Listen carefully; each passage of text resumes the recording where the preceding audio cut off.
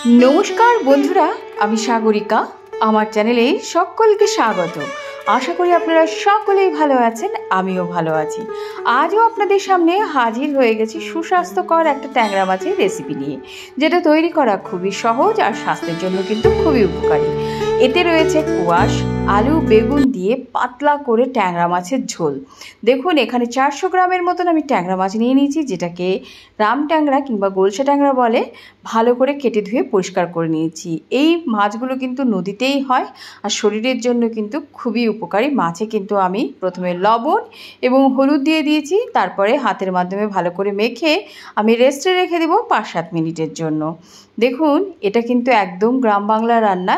এখানে আমি পেঁপের পরিবর্তে কোয়াশ ব্যবহার করেছি। কোয়াশ কিন্তু খুবই একটা সুস্বাস্থ্যকর সবজি, যেটা হজমে সহায়তা করে আর সুগার, প্রেশার, কোলেস্টেরল সব কিছুকে কিন্তু নর্মাল রাখতে সহায়তা করে। সাধারণত এগুলো পাহাড়ে পাওয়া যেত, বর্তমানে কিন্তু সব স্থানেই পাওয়া যায়। আলু, বেগুন আমি কোয়াশ নিয়ে নিয়েছি।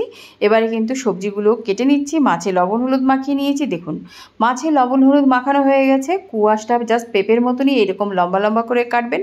এটা কিন্তু খুবই ভেষজ গুণে ভরপুর একটা সবজি, ন্যাচারালভাবেই গ্রো হয়। আলু বেগুন কেটে নিয়েছি, আর রয়েছে ফোড়নের জন্য শুকনো লঙ্কা আর 1 চামচের মতন জিরা। এবার গ্যাসের চুলোটা জ্বালিয়ে দিয়ে কড়াইটা আমি বসিয়ে দিয়েছি, তাতে আমি পরিমাণ মতন সরষের তেল দিয়ে দিয়েছি। সরষের তেলটা ভালো করে গরম হওয়ার অপেক্ষা ভালো করে আমি তেলটা কিন্তু ছড়িয়ে দিচ্ছি কড়াইয়ের পাশে। কড়াই যখন খুব গরম হয়ে যাবে, অর্থাৎ প্রিহিট করে নেবেন ভালো করে, তাহলে মাছগুলো কিন্তু লেগে যাবে না। একের পর এক মাছ ছেড়ে দেবেন ট্যাংরা মাছগুলো। এবার কিন্তু ট্যাংরা মাছগুলো জাস্ট উল্টে পাল্টে ভাজার অপেক্ষা। তো আমি ঢাকা চাপা দিয়েছি। বাই দ্য ওয়ে, ট্যাংরা মাছ কিন্তু প্রচণ্ড পরিমাণে তেল ছেটে ভাজার সময়, তাই আপনারা কিন্তু সাবধানতার সহিতই ভাজবেন।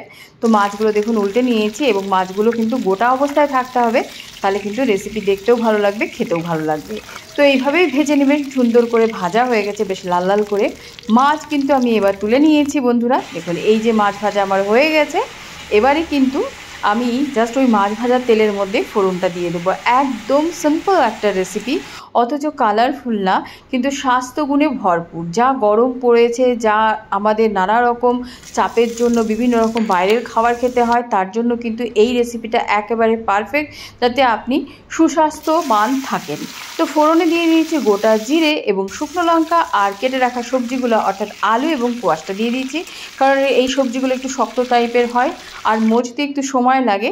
দেখুন গ্যাসের ফ্লেমটা কিন্তু এখানে মিডিয়াম ফ্লেম করে রাখবেন। অপরদিকে আমি একটা সাধারণ মশলা, সিম্পল মশলা তৈরি করে নিচ্ছি। এখানে 1.5 চামচের মতন আমি আদা বাটা দিয়ে দিয়েছি, 1.5 চামচের মতন জিরের গুঁড়ো এবং পরিমাণ মতন আমি দিয়েছি হলুদ গুঁড়ো দিয়ে সামান্য পরিমাণে জল দিয়ে সুন্দর একটা মসৃণ পেস্ট তৈরি করে নিচ্ছি।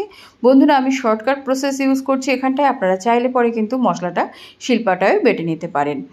একদম নিমেষে তৈরি করে ফেলতে পারবেন অসাধারণ একটা রেসিপি। যারা নতুন রাঁধুনি আছে তারাও কিন্তু এই রেসিপিটা ফলো করলে পরে আপনারাও তৈরি করে ফেলতে পারবেন। বর্তমানে কিন্তু কোয়াশ সব জায়গায় পাওয়া যায়, তো আপনারা নো ডাউট একবার ট্রাই করে দেখতে পারেন। অবভিয়াসলি আপনাদের কাছে কিন্তু খুব ভালো লাগবে। দেখুন এইভাবে কিন্তু ধীর স্থিরভাবে আপনাকে কোয়াশ আর আলুটাকে হালকা ভেজে নিতে হবে, খুব একটা কড়া করে ভাজবেন না, তাহলে কিন্তু সবজির ভেষজ গুণ নষ্ট হয়ে যায়। এবারে আমি যে মশলার মিশ্রণটা তৈরি করেছিলাম সেই মিশ্রণটা দিয়ে দিচ্ছি, যাতে কোনো কাঁচা গন্ধ না থাকে, এবং স্বাদ অনুসারে লবণটাও আমি দিয়ে দিচ্ছি। এতে আপনারা কিন্তু পরেও ঝোলের কোয়ান্টিটি বুঝেও দিতে পারেন, যারা লবণের আইডিয়া পান না। তো আমি এখানেই দিয়েছি, দিয়ে কিন্তু ভালো করে সবজিগুলো সুন্দরভাবে কষিয়ে নেব। তো দেখুন এখানে আমি কষিয়ে নিচ্ছি। এবারে অ্যাজ ইউজুয়াল আমি কাঁচা লঙ্কা যেভাবে ভেঙে দিই সেভাবে কিন্তু আমি ভেঙে দিয়ে দিচ্ছি। তো এইভাবে দেখুন ভেঙে দিলে পরে সুমিষ্ট একটা ঝাল হবে। তো খুব একটা বেশি ঝালও খাওয়া যায় না, অথচ আপনি কিন্তু এইভাবে দিলে পরে পাতে ডলেও খেতে পারবেন, অপূর্ব লাগে খেতে। তো খুবই গরম পড়েছে, তার জন্য কিন্তু এই রেসিপিতে আমি কোনো শুকনো লঙ্কা ব্যবহার করছি না বন্ধুরা, একদম কাঁচা লঙ্কা দিয়ে রান্না করছি। আর আপনারা যদি একটু যারা ঝাল বেশি পছন্দ করেন, নো ডাউট কিন্তু কাঁচা লঙ্কা বেটেও ব্যবহার করতে পারেন। এবার দেখুন যে বেগুনটা আমি কেটে রেখেছি, সেই বেগুনটাও দিয়ে সবজিটা কিন্তু ভালো করে আমি কষিয়ে নিচ্ছি। অতীব সাধারণ একদম গ্রামীণ রান্না। যেহেতু পেঁপে পাওয়া যায় না, আমাদের এখানে পেঁপে পাওয়া যায় না, কিন্তু প্রচুর পরিমাণে কোয়াশ পাওয়া যায়। আগে দেখুন হিলস এরিয়াগুলোতে পাওয়া যেত, যেহেতু আমরা দার্জিলিংয়ের কাছে থাকি থাকি নর্থ বেঙ্গলে, সব সময় কিন্তু কোয়াশ দেখা যায় এবং পাওয়া যায়, তার জন্য কিন্তু আমরা খাই। আর এটা কিন্তু খুবই একটা উপকারী সবজি, ন্যাচারালভাবে গ্রো হয় যেখানে সেখানে, এর কোনো চাষাবাদ হয় না। দেখুন সবজিগুলো যখন হালকা কষে এসছে, মশলার গন্ধ যখন মানে কাঁচা গন্ধটা উধাও হয়ে গেছে, তখনই বুঝবেন একদম পারফেক্টলি জল দেওয়ার জন্য অর্থাৎ ঝোল দেওয়ার জন্য আমি কিন্তু 1.5 কাপের মতন ঝোল দিয়ে জাস্ট 5 মিনিটের মতন ঢাকা চাপা দিচ্ছি। একদম ঝটপট রেসিপি, সময়বিহীন একটা রেসিপি বলতে পারেন। বর্তমান যুগে আমরা কিন্তু কাজে ব্যস্ত থাকি গৃহিণীরা। দেখুন সংসার সামলানোর পাশে আমাদের কিন্তু বাইরের দিকটাও দেখতে হয়। প্রচুর ওয়ার্কিং ওমেন আছে যারা কাজ করেন, যারা নিজেরা এই সমস্ত ধরনের রান্না পছন্দ করেন। নো ডাউট তারা কিন্তু এই সমস্ত রান্না অনায়াসে করতে পারবেন। এমন একটা সাধারণ ঘরোয়া রেসিপি বলতে পারেন। দেখুন যখন সমস্ত সবজিগুলো সেদ্ধ হয়ে গেছে, আফটার আমি 5 মিনিটস ঢাকা চাপা উঠানোর পরে ট্যাংরা মাছগুলো যেগুলো ভেজে রেখেছিলাম সেগুলো কিন্তু একের পর এক দিয়ে দিচ্ছি। এবার আলতো হাতে ঝোলের সঙ্গে আমাকে মিক্স করে নিতে হবে। দেখুন রেসিপিতে কিন্তু খুবই অল্প পরিমাণে তেল এবং মশলা ব্যবহার করা হয়েছে। একদম গরমের জন্য পারফেক্ট রেসিপি, একেবারে দেখছেন নিমেষেই তৈরি হয়ে যাবে। জাস্ট এইভাবে হাই ফ্লেমে একদম ফুটিয়ে টকবক করে রান্নাবান্না করতে হবে আপনাকে। জাস্ট এবার দেখুন রেসিপি একেবারে কমপ্লিটের পথে।